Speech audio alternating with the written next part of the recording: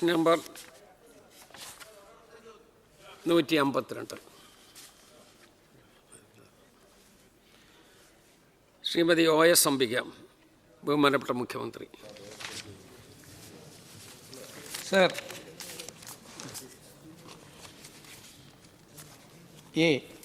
2015 August 17 സംസ്ഥാന സർക്കാരും അദാനി വിഴിഞ്ഞം പോർട്ട് പ്രൈവറ്റ് ലിമിറ്റഡും തമ്മിൽ തുറമുഖ നിർമ്മാണത്തിനും നടത്തിപ്പിനുമായി കൺസെഷൻ കരാറിൽ ഏർപ്പെട്ടത്.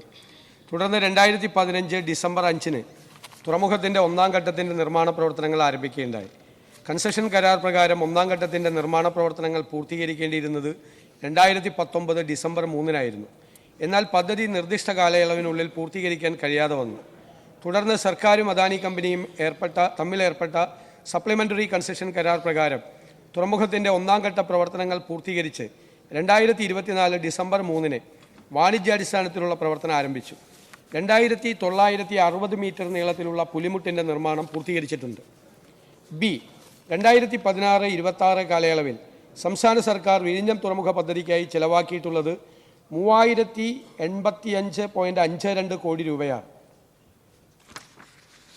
സാർ, തുറമുഖ നിർമ്മാണത്തിന് ഗ്രാൻഡായി അദാനി കമ്പനിക്ക് നൽകേണ്ട 1635 കോടി രൂപയിൽ 817.80 കോടി രൂപയാണ് കേന്ദ്ര സർക്കാരിൻ്റെ വയബിലിറ്റി ഗ്യാപ്പ് സ്കീമിൽ വയബിലിറ്റി ഗ്യാപ്പ് ഫണ്ടായി പദ്ധതിക്ക് അനുവദിച്ചിട്ടുള്ളത്. പദ്ധതിക്കായി ഒപ്പിട്ട ത്രികക്ഷി കരാറിൻ്റെയും പ്രീമിയം ഷെയറിംഗ് എഗ്രിമെൻറ്റിൻ്റെയും അടിസ്ഥാനത്തിൽ അദാനി കമ്പനിക്ക് വയബിലിറ്റി ഗ്യാപ്പ് ഫണ്ടായി 817.80 കോടി രൂപ പൂർണ്ണമായും ലഭ്യമാക്കിയിട്ടുണ്ട്.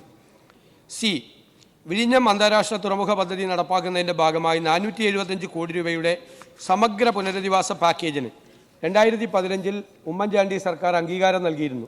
പദ്ധതി പ്രദേശത്ത് ഭാവിയിൽ തീരശോഷണം മൂലം വീട് നഷ്ടപ്പെടാൻ സാധ്യതയുള്ളവരുടെ പുനരധിവാസം കൂടി ഉറപ്പാക്കുന്നതായിരുന്നു പ്രസ്തുത പാക്കേജ്. തുറമുഖ നിർമ്മാണം മൂലം ജീവനോപാധി നഷ്ടപ്പെടുന്ന പ്രദേശവാസികളുടെ പരാതികൾ പരിഹരിക്കുന്നതിനും ജീവനോപാധി നഷ്ടപരിഹാരം നൽകുന്നതിനുമായി റവന്യൂ ഡിവിഷണൽ ഓഫീസർ തിരുവനന്തപുരം ചെയർമാനായ 5-അംഗ ലൈവ്ലിഹുഡ് ഇമ്പാക്റ്റ് അപ്രൈസൽ കമ്മിറ്റിയെയും ഇതിന്മേൽ ഉയരുന്ന അപ്പീലുകൾ പരിഗണിച്ച് പരിശോധിക്കുന്നതിന് ജില്ലാ കളക്ടർ തിരുവനന്തപുരം ചെയർമാനായ 5-അംഗ LIAC അപ്പീൽ കമ്മിറ്റിയെയും സർക്കാർ ചുമതലപ്പെടുത്തിയിട്ടുണ്ട്. വിവിധ വിഭാഗങ്ങളിലായി നാളിതുവരെ 114.54 കോടി രൂപ ജീവനോപാധി നഷ്ടപരിഹാര ഇനത്തിൽ സർക്കാർ വിതരണം ചെയ്തിട്ടുണ്ട്. ഇതിൽ 2016 മുതൽ 26 വരെയുള്ള കാലയളവിൽ 106.54 കോടി രൂപയാണ് ജീവനോപാധി നഷ്ടപരിഹാരമായി വിതരണം ചെയ്തിട്ടുള്ളത്. ശ്രീമതി OS അംബിക. സാർ, ദൈവത്തിൻ്റെ സ്വന്തം നാടിൻ്റെ സ്വപ്ന പദ്ധതിയായ വിഴിഞ്ഞം പതിറ്റാണ്ടുകൾ പദ്ധതി കടലാസിൽ മാത്രം ഒതുങ്ങിയ പദ്ധതിക്ക് പുതുജീവൻ നൽകി വെക്കുകയും യാഥാർത്ഥ്യമാക്കിയത് സർക്കാർ LDF സർക്കാരാണ് കഴിഞ്ഞ കാലങ്ങളിൽ. പോട്ടെ, ചോദ്യത്തിലല്ലേ, ചോദ്യം ചോദിച്ചോളൂ, വേഗം ചോദ്യം ചോദിച്ചോളൂ. സാർ, വിഴിഞ്ഞം തുറമുഖത്തിൻ്റെ പുലിമുട്ടിൽ ഫ്ലോട്ടറുകൾ സ്ഥാപിച്ച് വൈദ്യുതി ഉൽപ്പാദനത്തിന് തിരമാലകളിൽ നിന്നുള്ള വൈദ്യുതി ഉൽപ്പാദനത്തിന് പദ്ധതിയുണ്ടോ? ബഹുമാനപ്പെട്ട മുഖ്യമന്ത്രി. ക്ലിയർ ആയില്ലേ? അവസാനത്തെ ഉൽപ്പാദനത്തിന് പദ്ധതിയുണ്ടോ തിരമാലകളിൽ നിന്നുള്ള? സാർ, തീർച്ചയായിട്ടും ഒരു പോർട്ട് വരുമ്പോൾ നമ്മൾ ദീർഘവീക്ഷണത്തോടു കൂടിയാണ് ആലോചിക്കേണ്ടത്. പോർട്ടിൽ ഹാർബറിൽ നടക്കുന്ന ആക്ടിവിറ്റിക്ക് അപ്പുറം ഔട്ട് ഓഫ് ഹാർബർ ആക്ടിവിറ്റിക്കാണ് ഈ സർക്കാർ ഏറ്റവും കൂടുതൽ ഊന്നൽ കൊടുക്കുന്നത്. കാരണം സർക്കാരിന് വരുമാനമുണ്ടാകാനും സാമ്പത്തിക നടപടികൾ, എക്കണോമിക് ആക്ടിവിറ്റി കൂടുതൽ ഉണ്ടാകേണ്ടതും പോർട്ടിന് പുറത്താണ്. അപ്പോൾ പോർട്ടുമായി ബന്ധപ്പെട്ട കണക്ടിവിറ്റികൾ, ഇപ്പോൾ റെയിൽ കണക്ടിവിറ്റി തീർക്കാമെന്നാണ് പറഞ്ഞിരുന്നത്, പക്ഷേ ഒന്നും ആയില്ല 10 വർഷത്തിനിടയിൽ. റോഡ് കണക്ടിവിറ്റി തീർക്കാമെന്നാണ് പറഞ്ഞിരുന്നത്, സാർ ഒന്നും ആയില്ല. അത് സംസ്ഥാന സർക്കാരിൻ്റെ ബാധ്യതയായിരുന്നു, റോഡ് കണക്ടിവിറ്റിയും റെയിൽ കണക്ടിവിറ്റിയും. അത് നമുക്ക് മുന്നോട്ട് കൊണ്ടുപോകാൻ പറ്റിയില്ല. വൈദ്യുതി ഉൽപ്പാദനത്തിനുള്ള കൂടുതൽ സാധ്യതകൾ തേടണം. കാരണം കൂടുതൽ ഇതുമായി ബന്ധപ്പെട്ട സബ്സിഡിയറി ഇൻഡസ്ട്രീസ്, ഇതുമായി ബന്ധപ്പെട്ട് പോർട്ട് റിലേറ്റഡ് ഇൻഡസ്ട്രീസ് ഉണ്ടാകണം, അതിൽ നിക്ഷേപം ഉണ്ടാകണം എന്നെല്ലാം ഗവൺമെൻറ് ആഗ്രഹിക്കുന്നു. സർ, അതിനാവശ്യമായ വൈദ്യുതി കണക്കാക്കി വൈദ്യുതി ഉൽപ്പാദനം അത് റിന്യൂവബിൾ എനർജി ആണോ മറ്റേതെങ്കിലും തരത്തിലുള്ള വൈദ്യുതിയാണോ എന്ന് ആലോചിച്ച് തീർച്ചയായും അതിനാവശ്യമായ നടപടികൾ സ്വീകരിക്കും. Second question. അടിസ്ഥാന സൗകര്യ വികസനത്തിന് ചെലവഴിച്ച തുക വയബിലിറ്റി ഗ്യാപ്പ് ഫണ്ടിനത്തിലെ 817.8 കോടി രൂപ തിരിച്ചടക്കണമെന്നാണ് കേന്ദ്രത്തിൻ്റെ നിർദ്ദേശം. വിഴിഞ്ഞത്തിൻ്റെ കാര്യത്തിൽ മാത്രമാണ് ഈ നിബന്ധന. ഇതിൽ ഇളവ് നൽകണമെന്ന ആവശ്യം സംസ്ഥാനം അറിയിച്ചിരുന്നു. നിലവിലെ അവസ്ഥ വിശദീകരിക്കാം. സർ, ഇത് നേരത്തെ തന്നെ തിരിച്ചടയ്ക്കണമെന്ന് കഴിഞ്ഞ സർക്കാരിൻ്റെ കാലത്താണ് കേന്ദ്ര ഗവൺമെൻറ് ആവശ്യപ്പെട്ടത്. അത് ഇതുവരെ തിരിച്ചടച്ചിട്ടില്ല. കാരണം അത് കേന്ദ്രം തരേണ്ട ഫണ്ടാണ് എന്നുള്ള നിലപാടാണ് കഴിഞ്ഞ സർക്കാരും സ്വീകരിച്ചിട്ടുള്ളത്. ഈ സർക്കാരിൻ്റെയും നിലപാട് അത് തന്നെയാണ്. അതിൽ നിന്ന് വേറെ മാറ്റമൊന്നും ഉണ്ടായിട്ടില്ല. ശ്രീ സേവ്യർ ചിറ്റിലപ്പള്ളി. സാർ, വിഴിഞ്ഞം അന്താരാഷ്ട്ര തുറമുഖം പ്രവർത്തിപ്പിക്കുന്ന അദാനി വിഴിഞ്ഞം പോർട്ട് ലിമിറ്റഡിൻ്റെ 49% ഓഹരി MSC ഗ്രൂപ്പിൻ്റെ ഉപവിഭാഗമായ ടെർമിനൽ ഇൻവെസ്റ്റ്മെൻറ്റ് ലിമിറ്റഡിന് കൈമാറുന്നതായുള്ള വാർത്ത നമ്മുടെ ഗവൺമെൻറ് എങ്ങനെ വിലയിരുത്തുന്നു എന്ന് വ്യക്തമാക്കാം. സർ, ഇത് സംബന്ധിച്ച വാർത്തകൾ സർക്കാരിൻ്റെ ശ്രദ്ധയിൽപ്പെട്ടു. പക്ഷേ സർക്കാരിനോട് ഇതിനുള്ള അനുമതി തേടിയിട്ടില്ല. കൺസെഷനെയർ പ്രകാരം അതിലെ ക്ലോസ് 5(3) പ്രകാരം സർക്കാരിൻ്റെ അപ്രൂവൽ ഇല്ലാതെ അവർക്ക് ഈ ഷെയർ ട്രാൻസ്ഫർ ചെയ്യാൻ പറ്റില്ല. സർക്കാരിൻ്റെ അനുമതി വേണം, സംസ്ഥാന സർക്കാരിൻ്റെ അനുമതി വേണം, ചില കാര്യങ്ങളിൽ കേന്ദ്ര സർക്കാരിൻ്റെ കൂടി അനുമതി വേണം. അങ്ങനെ അനുമതി ആവശ്യപ്പെട്ടുകൊണ്ട് അവർ വന്നിട്ടില്ല. ശ്രീ C.K. ഹരീന്ദ്രൻ.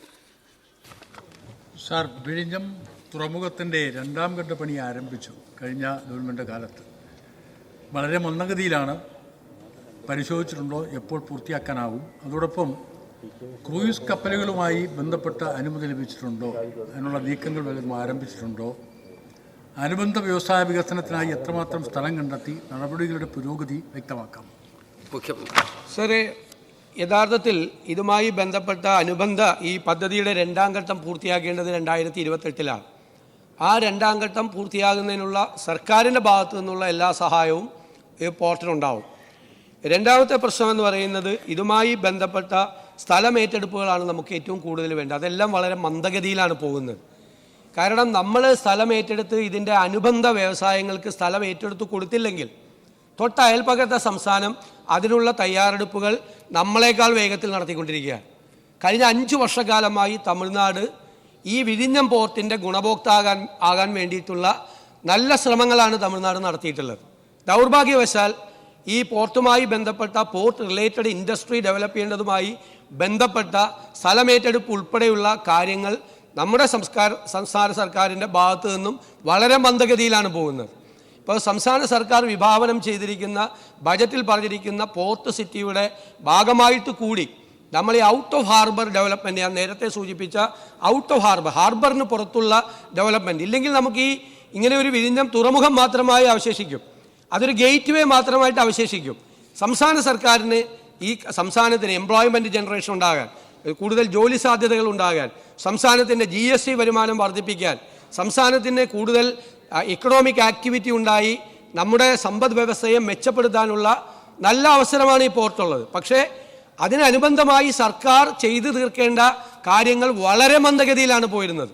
ഞാൻ പറഞ്ഞല്ലോ, പോർട്ട് കണക്ടിവിറ്റിയും റോഡ് കണക്ടിവിറ്റിയും പ്രധാനമാണ്. ഈ റോഡ് കണക്ടിവിറ്റി ഉണ്ടായാൽ റോഡിൻ്റെ ഇരുവശങ്ങളിലും നമുക്ക് ഒരുപാട് സ്ഥലങ്ങൾ ഏറ്റെടുത്തുള്ള ചെയ്യണം. ഞങ്ങളുടെ മുമ്പിൽ ഞങ്ങൾ വന്നിട്ട് 1 മാസത്തിന് ശേഷമായിട്ടുള്ളൂ. ഈ 1 മാസത്തിനുള്ളിൽ ഇത് സംബന്ധിച്ച മുഴുവൻ കാര്യങ്ങളും ഞങ്ങൾ പഠനം നടത്തിയിട്ടുണ്ട്.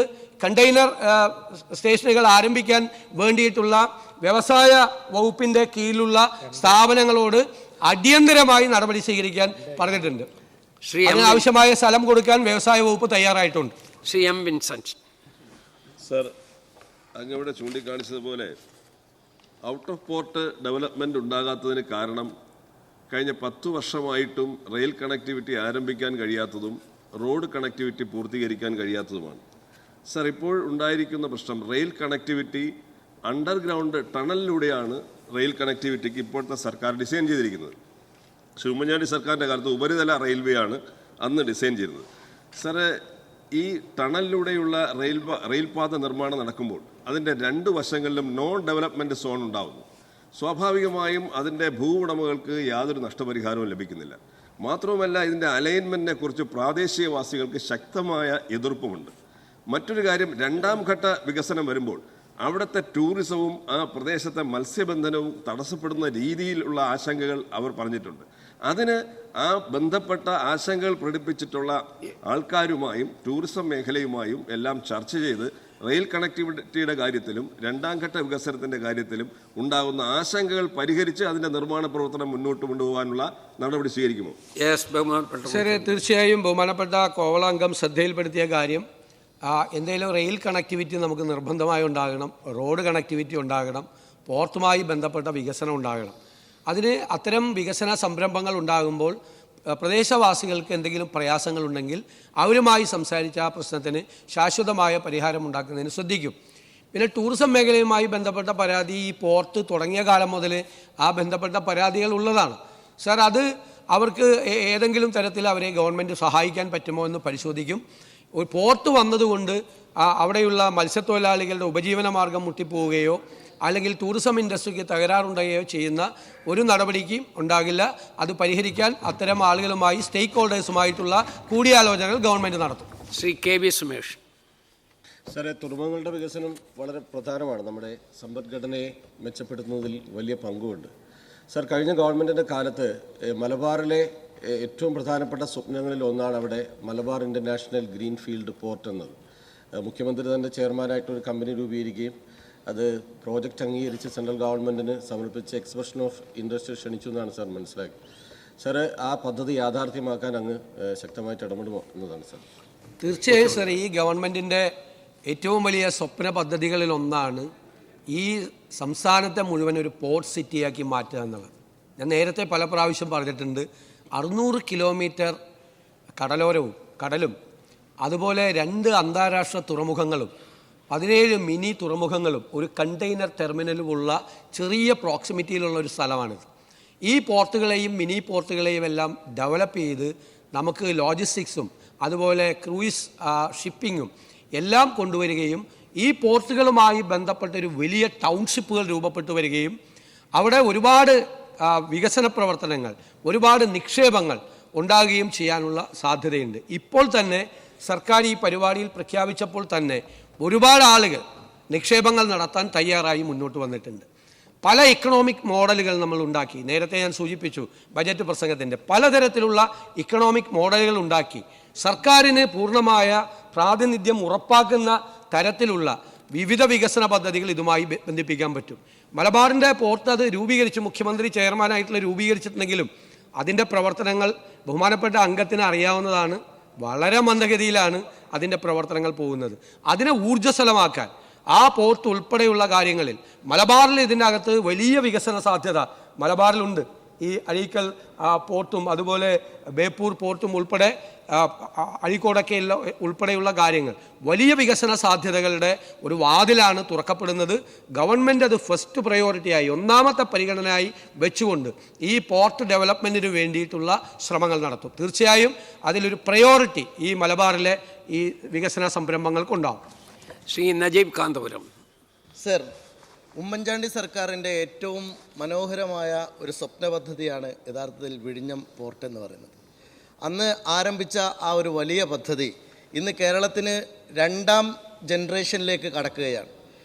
ബഹുമാന്യനായ മുഖ്യമന്ത്രിയുടെ അദ്ദേഹത്തിൻ്റെ ബജറ്റ് പ്രസംഗത്തിൽ പറഞ്ഞ പോലെ വിഷൻ സമുദ്ര നമുക്കൊക്കെ വലിയ പ്രതീക്ഷ നൽകുന്ന ഒരു കാര്യമാണ്. സർ, ഇതിനെ അക്കാഡമിയുമായി ഒന്ന് ബന്ധിപ്പിച്ചുകൊണ്ട് നമുക്ക് വരുന്ന ഒരു കാലത്തെ പ്രത്യേകിച്ചും നമ്മൾ ഏറ്റവും കാലാനുസൃതമായി നമ്മുടെ അക്കാഡമിക് നിലവാരത്തിൽ പുതിയ പുതിയ കോഴ്സുകൾ കൊണ്ടുവരണം എന്നൊക്കെ നമ്മൾ ആഗ്രഹിക്കുന്നുണ്ട്. പ്രത്യേകിച്ചും ലോജിസ്റ്റിക്സ് എന്ന് പറയുന്നത് ഇപ്പോൾ ലോകത്ത് തന്നെ ഏറ്റവും ശ്രദ്ധേയമായ ഒരു പഠന മേഖലയാണ്. അപ്പോൾ നമുക്ക് ഈ പോർട്ട് സിറ്റി എന്ന അങ്ങയുടെ ആശയത്തെ അക്കാഡമിയുമായി നമുക്ക് സമ്മിശ്രമായി നമുക്കൊരു സാധ്യത കൊണ്ടുവരാൻ അക്കാഡമിക് രംഗത്ത് കൂടി ഒരു ഇൻ്റർവെൻഷൻ ഉണ്ടാകുമോ? മുഖ്യമന്ത്രി. വളരെ പ്രസക്തമായൊരു ചോദ്യമാണ് ബഹുമാനപ്പെട്ട അംഗവിടെ ചോദിച്ചത്. കാരണം ഇതിന് അക്കാഡമിക് രംഗത്ത് ഒരുപാട് സാധ്യതകളുണ്ട്. കാരണം മാരിടൈം ഹിസ്റ്ററി ഉണ്ട്. അതൊരു വലിയ സബ്ജക്റ്റാണ്. ലോകം ഇന്ന് ഏറ്റവും കൂടുതൽ ചർച്ച ചെയ്യുന്ന ഒരു പ്രധാനപ്പെട്ട സബ്ജക്റ്റാണ്. അതിൻ്റെ ഭാഗമായിട്ടാണ് ഈ ബജറ്റിലൊരു അനൗൺസ്മെൻറ്റ് നടത്തിയത്. അന്താരാഷ്ട്ര നിലവാരമുള്ള ഒരു മാരിടൈം മ്യൂസിയം ഉണ്ടാക്കുമെന്ന് പറഞ്ഞു. ആ മാരിടൈം മ്യൂസിയം കാഴ്ചകൾ കാണാനുള്ളൊരു മ്യൂസിയം മാത്രമല്ല, അതിനെ അക്കാഡമിക് ലോകവുമായി ബന്ധപ്പെടുത്തുന്ന അക്കാഡമിക് പ്രോഗ്രാമുകൾ കൂടി ഈ മ്യൂസിയത്തിൻ്റെ ഭാഗമായിട്ടുണ്ടാകും. ലോകത്തിൻ്റെ മുഴുവൻ ഷോക്കേസ് ചെയ്യാൻ പറ്റുന്ന നമ്മുടെ നാടിൻ്റെയും രാജ്യത്തിൻ്റെയും ഈ മാരിടൈം ഹിസ്റ്ററി അനാവരണം ചെയ്യപ്പെടുന്ന പോർച്ചുഗീസുകാർ കാപ്പാട് കടപ്പുറത്ത് ഇറങ്ങിയത്, ഡച്ചുകാരുടെ വരവ്, ബ്രിട്ടീഷുകാരുടെ വരവ്, കുഞ്ഞാലിമരക്കാർ നടത്തിയ വീരോചിതമായ പോരാട്ടം ഉൾപ്പെടെയുള്ള കാര്യങ്ങൾ പുതിയ തലമുറയിലേക്ക് പകർന്നു കൊടുക്കുന്നതിനുള്ള സംവിധാനം ഉണ്ടാവും. മാരിടൈം ഹിസ്റ്ററി, അതുപോലെ ലോജിസ്റ്റിക്സ് ഇന്ന് വളരെ പ്രധാനപ്പെട്ട ഒരു അന്താരാഷ്ട്ര വിഷയമാണ്. മൂന്നാമത് മാരിടൈം ലോ. നമുക്ക് ബോംബെ കേന്ദ്രീകരിച്ച് ആണ് മാരിടൈം ലോയുമായി ബന്ധപ്പെട്ട ആർബിട്രേഷനുകളും മറ്റുമുള്ളത്. ഇപ്പോൾ തന്നെ പല കോളേജുകളിലും, തിരുവനന്തപുരത്ത് തന്നെ മാറിവാനിയസ് കോളേജിൽ LLM-ൻ്റെ കോഴ്സ് ഈ പോർട്ട് വന്നതിൻ്റെ അടിസ്ഥാനത്തിൽ LLM മാരിടൈം ആരംഭിച്ചിട്ടുണ്ട്. ഞാൻ ആ പരിപാടിയിൽ പങ്കെടുത്തതാണ്. അപ്പോൾ ഒരുപാട് മാരിടൈം ലോ, ലോജിസ്റ്റിക്സ് തുടങ്ങിയ നിരവധി കോഴ്സുകൾ, നിരവധി സബ്ജക്റ്റുകൾ കൂടി, തൊഴിൽ സാധ്യതയുള്ള നിരവധി അക്കാഡമിക് പ്രോഗ്രാമുകൾ കൂടിയുള്ള സാധ്യത വഴിതുറക്കും. ഗവൺമെൻറ് ഗൗരവതരമായി അത് ഈ പോർട്ട് സിറ്റിയുടെ ഭാഗമായി അതിന് പ്രത്യേകമായ പ്രാധാന്യം കൊടുക്കും. ശ്രീ സജി ചെറിയാൻ. സാർ, നമ്മുടെ ഈ വിഴിഞ്ഞം പോർട്ട് വരുന്നതോടുകൂടി നിലവിൽ തന്നെ ഒരുപാട് ആളുകളെ അവിടെ നിന്ന് മാറ്റി താമസിപ്പിച്ചിട്ടുണ്ട്. ഈ കഴിഞ്ഞ ഗവൺമെൻറ് കാലത്ത് നമ്മൾ ഈ വിഷയത്തിൽ ഇടപെട്ടതുകൊണ്ട് ഒരു കാര്യം പറയാനാണ് ഉദ്ദേശിക്കുന്നത്. ഇപ്പോൾ ഈ 13,000 കോടി രൂപ അല്ലെങ്കിൽ ഒരുപാട് ഇൻവെസ്റ്റ്മെൻറ്റ് വരികയാണ്. അപ്പോൾ ഒരുപാട് സ്ഥലം നമ്മൾ ഏറ്റെടുക്കേണ്ടി വരും. സാർ, അവിടെ എന്താ പ്രശ്നം എന്ന് വെച്ചാൽ കൺജസ്റ്റഡ് ആണ്. വളരെ 1-2 സെൻറ്റ് സ്ഥലങ്ങളാണ് മത്സ്യത്തൊഴിലാളി മുഴുവൻ താമസിക്കുന്നത്. അവർക്ക് എത്ര നമ്മൾ സപ്പോർട്ട് ചെയ്താലും പരിമിതികളുണ്ട്. അവർക്ക് ഇനി അവിടെ താമസിക്കാൻ കഴിയില്ല. അപ്പോൾ അവിടെ ഒരുപാട് ആളുകളെ മാറ്റിപ്പാർപ്പിക്കേണ്ടി വരും. ഒരു പ്രത്യേക പുനരധിവാസ പാക്കേജ്, അതായത് കെട്ടിടം കെട്ടിക്കൊടുത്ത് നല്ല സൗകര്യത്തോടു കൂടി ഭൂമി ഏറ്റെടുത്ത് അവർക്ക് പ്രയാസം ഉണ്ടാകുന്ന ഒരു പ്രത്യേക പാക്കേജ് ഇതിനകത്ത് വരുന്നില്ല. നമ്മുടെ ഈ നിലവിലുള്ള ഇതിനകത്ത് വരുന്നില്ല. അപ്പോൾ ഒരു പ്രത്യേക പാക്കേജ് തൊഴിലാളിക്ക് വേണ്ടി ഉണ്ടാക്കാൻ ശ്രമിക്കുക. മുഖ്യമന്ത്രി. സർ, പ്രധാനപ്പെട്ട ഒരു കാര്യമാണ്. ഇന്നത്തെ ലോകത്തിലുള്ള ഏറ്റവും പ്രധാനപ്പെട്ട ഒരു പ്രശ്നം എന്ന് പറയുന്നത്, നമ്മൾ വികസനത്തെക്കുറിച്ച് മാത്രമാണ് സംസാരിക്കുന്നത്, ഡെവലപ്മെൻറ്റിനെ കുറിച്ച് മാത്രമാണ് സംസാരിക്കുന്നത്. സർ, ഓരോ പ്രദേശത്ത് ഡെവലപ്മെൻറ്റ് ഉണ്ടാകുമ്പോൾ അവിടെ ഡെവലപ്മെൻറ്റ് വിക്ടിംസ് എന്ന് പറയുന്ന വികസനത്തിൻ്റെ ഇരകൾ ഉണ്ടാകുന്നുണ്ട്. ഓരോ വികസന പാക്കേജിനോടൊപ്പം ആ വികസനത്തിൻ്റെ ഇരകളെ, ഡെവലപ്മെൻറ്റ് വിക്ടിംസിനെ റീഹാബിലിറ്റേറ്റ് ചെയ്യാനുള്ള പ്രോജക്റ്റുകൾ ഉണ്ടാകണം. അത് മുൻകൂട്ടി കണ്ടുകൊണ്ടാണ് ഉമ്മൻചാണ്ടിയുടെ സർക്കാർ വിഴിഞ്ഞം പോർട്ട് വന്നപ്പോൾ പ്രത്യേകമായി 475 കോടി രൂപയുടെ ഒരു പ്രോജക്റ്റ് വെച്ചത്. നമുക്കറിയാം, ഇത് ക്ലൈമറ്റ് ചേഞ്ച് വന്നതിന് ശേഷം തീരെ ശോഷണം ഉണ്ടാകുകയാണ്. ഇപ്പോൾ ഒരു പ്രദേശത്ത് 14,000 മീറ്റർ ദൂരത്തിൽ ഒരു ഭിത്തി വരുമ്പോൾ, കടൽ ഭിത്തിയാണ് വരുന്നത് പോർട്ടിൻ്റെ ഭാഗമായിട്ട്, അത്രയും പ്രദേശത്ത് കടലാക്രമണം ഉണ്ടാവില്ല. പക്ഷേ ബാക്കിയുള്ള ഭാഗത്തേക്കുള്ള കടലാക്രമണം രൂക്ഷമാകുകയും ചെയ്യും. അതൊരു സാധ്യതയാണ്. അപ്പോൾ ഞാൻ തന്നെ ഈ നിയമസഭയിൽ വന്ന് വലിയ തുറയിൽ സിമൻറ്റ് ഗോഡൗണിൽ കടന്നിരുന്ന കുടുംബങ്ങളെക്കുറിച്ച് ഈ നിയമസഭയിൽ വന്ന് കൈകൂപ്പി സംസാരിച്ചിട്ടുണ്ട്, അവരെ റീഹാബിലിറ്റേറ്റ് ചെയ്യണമെന്ന്. ഈ ഗവൺമെൻറ്റിൻ്റെ പോളിസി ഏത് ഡെവലപ്മെൻ്റ് ഉണ്ടായാലും അതിനോടനുബന്ധിച്ച് ഡെവലപ്മെൻറ്റ് വിക്ടിംസ് ഉണ്ടായാൽ അവരെ ചേർത്ത് പിടിക്കുന്ന സമീപനം തന്നെയായിരിക്കും. ഈ വിഴിഞ്ഞം, അതാണ് പോർട്ട് സിറ്റി അനൗൺസ് ചെയ്തപ്പോൾ തന്നെ ഗവൺമെൻറ് ഒരു കാര്യം പറഞ്ഞു. എന്താ പറഞ്ഞത്? ഈ പോർട്ട് സിറ്റിയുമായി ബന്ധപ്പെട്ടുണ്ടാകുന്ന തൊഴിലവസരങ്ങളിൽ 1/3 ഭാഗമെങ്കിലും തീരപ്രദേശത്ത് ജീവിക്കുന്ന സാധാരണക്കാരുടെ മക്കൾക്ക് കൊടുക്കണം എന്നൊരു ആഗ്രഹമുണ്ട്. നമുക്കെന്താ ഒരു അഡ്വാൻറ്റേജ്? നമ്മുടെ ഏത് ഗ്രാമത്തിൽ ഒരു ഇലക്ട്രിക്കൽ എഞ്ചിനീയറെ കിട്ടും, മെക്കാനിക്കൽ എഞ്ചിനീയറെ കിട്ടും, ഒരു MBA-കാരനെ കിട്ടും, MCA വേണോ? എല്ലാ വിദ്യാഭ്യാസ യോഗ്യതയുള്ളതും ടാലൻറ്റ് ഉള്ളതുമായ ആളുകൾ നമ്മുടെ എല്ലാ സ്ഥലത്തും ഉണ്ട്. അപ്പോൾ അവർക്ക് ഒരേ അവസരത്തിൽ ഏത് സ്ഥലത്ത് വികസനം വന്നാലും ആ വികസനം നടക്കുന്ന സ്ഥലത്തെ ജനങ്ങളുടെ ജീവിത നിലവാരത്തിനു കൂടി മാറ്റമുണ്ടാകണം എന്നുള്ള ഒരു ഉദ്ദേശം ഈ ഗവൺമെൻറ്റിനുണ്ടാകും. ആ പ്രദേശത്തെ ജനങ്ങൾക്കുണ്ടാകുന്ന എല്ലാ സങ്കടങ്ങളോടൊപ്പം കൂടെ നിൽക്കുകയും അവരുടെ ജീവിത നിലവാരം ഉയർത്താനുള്ള നടപടികൾ സ്വീകരിക്കുകയും ചെയ്യും. ശ്രീ ചാണ്ടിയുമ്മൻ. കേരളത്തിൻ്റെ സമഗ്രമായ വികസനത്തിന് വേണ്ടിയാണ് ഉമ്മൻചാണ്ടി സർക്കാർ വിഴിഞ്ഞം പദ്ധതി ആസൂത്രണം ചെയ്തത്. പക്ഷെ ആ പദ്ധതിക്കെതിരെ 6,000 കോടി രൂപയുടെ അഴിമതിയാണ് സാർ ആ സമയത്ത് ഉന്നയിച്ചത്. അപ്പം അതിനെ എന്തുകൊണ്ടായിരിക്കും ഉന്നയിച്ചത്? തടസ്സപ്പെടുത്താൻ വേണ്ടിയാണോ? ഒപ്പം ഇത് അന്വേഷിച്ച ജസ്റ്റിസ് രാമേന്ദ്രൻ നായർ കമ്മീഷന്റെ കണ്ടെത്തലൊന്ന് വിശദീകരിക്കാവുന്നു? ബഹുമാനപ്പെട്ട സാറേ, ഇത് നമ്മുടെ നാട്ടിൽ പണ്ട് മുതലേ ഉള്ളൊരു ശീലമാണ്. നല്ല പ്രധാനപ്പെട്ട സംരംഭങ്ങളിലേക്ക് പോകുമ്പോൾ, പ്രധാനപ്പെട്ട പദ്ധതികളിലേക്ക് പോകുമ്പോൾ നാടിൻ്റെ മുഖച്ഛായ മാറ്റാനുള്ള പദ്ധതികളുമായി ഭരണാധികാരികൾ രംഗത്തിറങ്ങുമ്പോൾ അതിനെതിരായിട്ടുള്ള ഒരുപാട് വിമർശനങ്ങൾ ഉണ്ടാകുക, ആക്ഷേപങ്ങൾ ഉണ്ടാകുക എന്നാണ്. ഇതെല്ലാം നമുക്കറിയാം. നമ്മളെപ്പോഴും ആവർത്തിച്ച് ക്ലീഷേ വന്ന ഒരു വാചകമുണ്ട്. ട്രാക്ടർ വന്നപ്പോഴും നമ്മുടെ കമ്പ്യൂട്ടർ വന്നപ്പോഴും ഒക്കെ ഈ സംഭവം ഉണ്ടായിരുന്നു. അപ്പോൾ വിഴിഞ്ഞം പോർട്ട് വന്നപ്പോൾ അതൊരു 6000 കോടി രൂപയുടെ ഒരു റിയൽ എസ്റ്റേറ്റ് ഇടപാടാണ് എന്നുള്ളൊരു ആരോപണം പറഞ്ഞിരുന്നു. അന്ന് ആരോപണം ഉന്നയിച്ച ആളുകളാണ് ഇന്ന് വിഴിഞ്ഞം പോർട്ടിൻ്റെ ക്രെഡിറ്റ് ഏറ്റെടുക്കുന്നത് എന്നുള്ളത് ചരിത്രത്തിൻ്റെ മറ്റൊരു വിരോധാഭാസമാണ്. പക്ഷേ CN രാമേന്ദ്രൻ നായർ കമ്മിറ്റി ഇത് അന്വേഷിക്കുകയും ഒരു തരത്തിലുള്ള അഴിമതിയോ ഒരു തരത്തിലുള്ള അവിഹിത ഇടപാടുകളോ ഈ കൺസെഷനെയറുമായി ബന്ധപ്പെട്ടില്ലെന്നും അത് സംസ്ഥാനത്തിൻ്റെ താൽപ്പര്യങ്ങൾ സംരക്ഷിക്കാനും സംസ്ഥാനത്തിൻ്റെ ഭാവിയെ സുരക്ഷിതമാക്കാനുമുള്ള മികച്ച ഒരു പദ്ധതിയാണെന്നുള്ള ഒരു സർട്ടിഫിക്കറ്റ് കൂടിയാണ് ആ ജുഡീഷ്യൽ കമ്മീഷൻ്റെ റിപ്പോർട്ട് എന്ന് ഞാൻ പ്രത്യേകം പരാമർശിക്കാൻ ആഗ്രഹിക്കുന്നു. ശ്രീ ഫൈസൽ ബാബു. സാർ, ഈ സർക്കാർ അധികാരത്തിൽ വന്നതിന് ശേഷം ശുഭകരമായ വാർത്തകളാണ് ഓരോ ദിവസം വരുന്നത്. കഴിഞ്ഞ ദിവസം വന്നൊരു വാർത്ത, ലോകത്തിലെ ഏറ്റവും വലിയ ഷിപ്പിംഗ് കമ്പനിയായ MSC ഗ്രൂപ്പ് 13,000 കോടിയുടെ നിക്ഷേപം വിഴിഞ്ഞത്ത് നടത്താൻ പോകുന്നു എന്നതാണ്. എൻ്റെ ചോദ്യം ഇതാണ്: വിഴിഞ്ഞം തുറമുഖത്തിൻ്റെ വികസന ഫലങ്ങൾ മലബാർ മേഖലയിലേക്കും വ്യാപിപ്പിക്കുന്നതിന് ബേപ്പൂർ തുറമുഖം ആധുനികവൽക്കരിക്കുകയും അവിടെ ഒരു മൈനർ കണ്ടെയ്നർ ട്രാൻസ്മാൻഷിപ്പ് അല്ലെങ്കിൽ ഫീഡർ കണ്ടെയ്നർ ടെർമിനൽ സ്ഥാപിക്കുന്നതിൻ്റെ സൂചനകളൊക്കെ നേരത്തെ CM ഇവിടെ പറഞ്ഞിരുന്നു. അതിൻ്റെ നടപടികൾ ആരംഭിച്ചിട്ടുണ്ടോ? അതിന് പ്രത്യേകമായ പദ്ധതികളുണ്ടോ? ബഹുമാനപ്പെട്ട മുഖ്യമന്ത്രി. സർ, ഈ MSC കമ്പനി ഇൻവെസ്റ്റ് ചെയ്യുന്നതുമായി ബന്ധപ്പെട്ട് ഞാൻ നേരത്തെ അംഗം ചോദിച്ച ചോദ്യത്തിന് മറുപടി പറഞ്ഞു. സർക്കാരിൻ്റെ മുമ്പിൽ ഫയലൊന്നും വന്നിട്ടില്ല. സർക്കാരിൻ്റെ അനുമതിയോടുകൂടി മാത്രമേ അത്തരം ഒരു നിക്ഷേപം നടത്താൻ പറ്റുള്ളൂ. സർക്കാരിൻ്റെ മുമ്പിൽ അത്തരം ഒരു കാര്യം വന്നാൽ സർക്കാർ അത് പരിശോധിക്കും.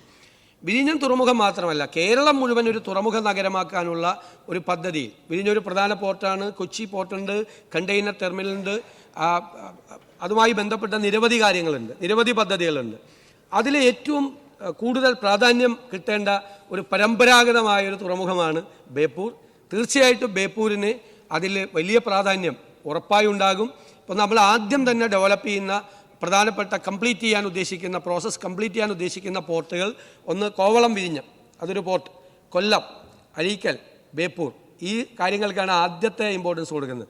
ആദ്യത്തെ ലോജിസ്റ്റിക്സ് തന്നെ, നമ്മൾ ആദ്യം യാത്ര ചെയ്യുന്ന ലോജിസ്റ്റിക്സ് തന്നെ ഈ തീരങ്ങളിൽ അണയാൻ വേണ്ടിയിട്ട്, ഈ പോർട്ടുകളിൽ അണയാൻ വേണ്ടിയിട്ടുള്ള സംവിധാനവും അതിനോടുള്ള അനുബന്ധ സംവിധാനങ്ങളും ഈ പോർട്ടുകളിൽ ഉടൻ തന്നെ ഏർപ്പെടുത്തും. നിയമസഭാ സമ്മേളനം കഴിഞ്ഞാൽ സംസ്ഥാന ഗവൺമെൻറ്റിൻ്റെ ഒരു ടീം തന്നെ ഈ പോർട്ടുകൾ സന്ദർശിച്ച് അവിടെയുള്ള കുറവുകൾ മനസ്സിലാക്കി അടിയന്തരമായി ആ കുറവുകൾ പരിഹരിക്കുന്നതിനുള്ള നടപടികൾ ഉണ്ടാകണം.